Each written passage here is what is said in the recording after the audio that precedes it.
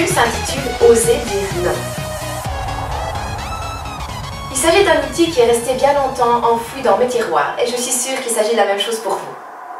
Évidemment, si nous n'avons pas su dire non à notre bourreau, nous ne savons pas par conséquent dire non aux autres de manière générale.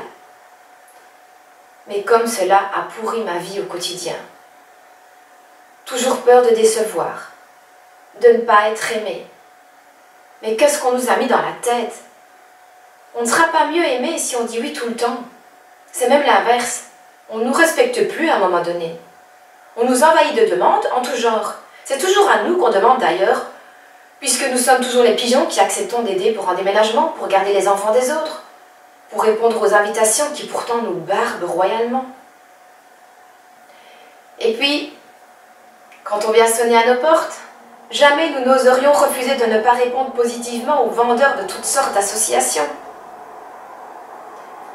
Eh bien non, ce ne serait pas charitable, même si déjà vous avez du mal à nouer les deux bouts. Et puis on vous dit « Donnez, donnez, vous recevrez bien plus ». Allez, stop! Il est temps de remettre les choses à leur place. Nous concernant, nous en revenons toujours à la même chose. Nous voulons être aimés à tout prix et nous ferions n'importe quoi pour ça. Ah oui, ça on l'a vu. Me concernant, se soumettre à une mère, puis à un mari pervers narcissique durant 42 ans, faut vraiment avoir un immense besoin d'être aimé. Bon, je rigole ici, mais néanmoins c'est la triste réalité. Alors, que devons-nous faire? C'est simple, et c'est encore la même rengaine. Écoutons nos propres besoins, nos propres envies et restons bienveillants envers nous.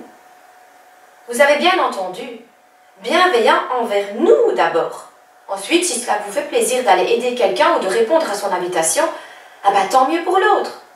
Mais pensez d'abord à ce qui vous procure du plaisir ou ce qui ne vous en procure pas avant d'accepter une demande.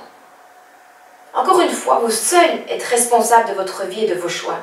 Et encore une fois, ne me dites pas que vous devez répondre à cette invitation. En ce qui me concerne, j'en ai fini avec ça et je suis bien plus heureuse maintenant. Je fais ce que je veux en fonction de mes besoins et de mes désirs. La seule obligation que j'ai vraiment encore aujourd'hui, à part respecter les lois et les règlements, c'est de veiller aux besoins de ma petite dernière qui n'est pas encore autonome. Je dois lui préparer à manger, la laver, la soigner. Mais je veille déjà depuis son plus jeune âge à ce qu'elle devienne rapidement autonome. Tout d'abord pour qu'elle sache qu'elle est acteur de sa vie. Et puis pour moi, cela me donne plus de temps pour répondre à mes besoins et désirs. Les grands, ils n'ont qu'à se faire à manger eux-mêmes si un jour j'ai pas envie de me lever. Voilà. Jamais auparavant je ne m'étais écoutée. Je me lavais après tout le monde, je m'asseyais à table alors que les autres avaient déjà terminé de manger, je ne m'occupais de moi que très rarement, et quand on me le permettait, ce qui était très rarissime. Cela rejoindra un petit peu la capsule sur le me time. Mais il est bon de savoir qu'accepter une demande équivaut automatiquement à en refuser une autre, car malheureusement nous ne possédons qu'une réserve limitée de temps et d'énergie. Nous ne pouvons par conséquent pas satisfaire tout et tout le monde et tout le temps. Il est donc impératif de savoir dire non. Alors comment faire? Mais d'abord, avant de dire non, il faut savoir pourquoi. En effet, si je dis oui, est-ce que cela va m'apporter du plaisir? Ne serais-je pas trop fatiguée après? Ensuite, disons non. Et il y a différentes façons de dire non, et bien sûr, différents contextes. Mais sachez, comme je l'ai mentionné plus haut, que nous devons nous accorder le droit de refuser une demande. Et aussi, nous devons accorder le droit à l'autre d'être déçu. C'est vrai, nous ne sommes pas responsables de leurs émotions et de leurs besoins après tout. Enfin, dès que nous aurons réfuté une demande, surtout restons sur notre position. Et ne nous focalisons pas sur d'éventuels sentiments de culpabilité. Ce sera dur au début, croyez-moi, j'ai eu beaucoup de mal. Et je me suis vraiment sentie mal les premières fois. Mais aujourd'hui, cela va de mieux en mieux. Et puis si la personne en face insiste, osons mettre fin à la conversation, non sans lui avoir dit que nous ne trouvons pas son attitude correcte. Dur, mais c'est cela, se respecter. Il va falloir vraiment changer votre mindset si vous voulez être à nouveau en paix avec vous-même. Avoir pu tenir tête à quelqu'un ou avoir fait quelque chose d'agréable à la place de la demande d'autrui nous apportera bien davantage. Il ne s'agit pas d'égoïsme. Il s'agit juste d'avoir conscience de nos besoins à court et à long terme. Alors votre défi du jour, toujours après avoir écouté vos propres besoins et envies, acceptez de dire ou pas non. Ne vous préoccupez pas du comment votre interlocuteur va prendre votre non.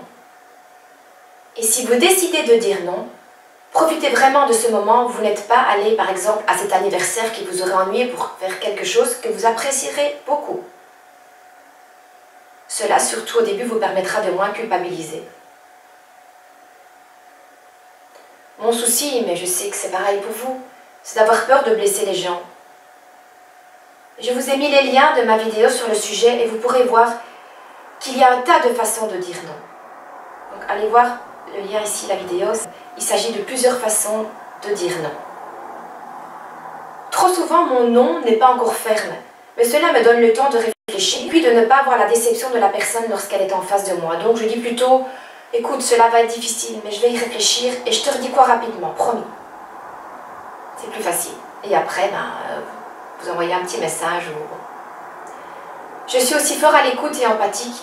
Et quand je fais une demande à quelqu'un et que je sens sa réticence, même très faiblement, je l'aide à oser me dire non. Oui, j'inverse les rôles. Car je comprends que pour des gens comme nous, cela se révèle compliqué. N'oublions pas que les gens qui vous respectent et vous aiment ne prendront pas ombrage à vos refus, surtout si vous parvenez à les expliquer de manière courte et directe, même si vous n'êtes pas toujours tenu à vous justifier. Je suis désolée Greg, mais je suis vraiment très fatiguée. Mais je te promets qu'on se rattrapera dès que j'aurai terminé mon projet. Soyez vrais et respectueux. Et les vrais amis resteront à vos côtés. Voilà, je compte sur vous pour faire ce petit défi. Donc, n'hésitez pas à aller cliquer sur la vidéo ici, sur le lien, où je vous donne plusieurs manières de dire non. À bientôt pour la prochaine capsule. Ciao, ciao!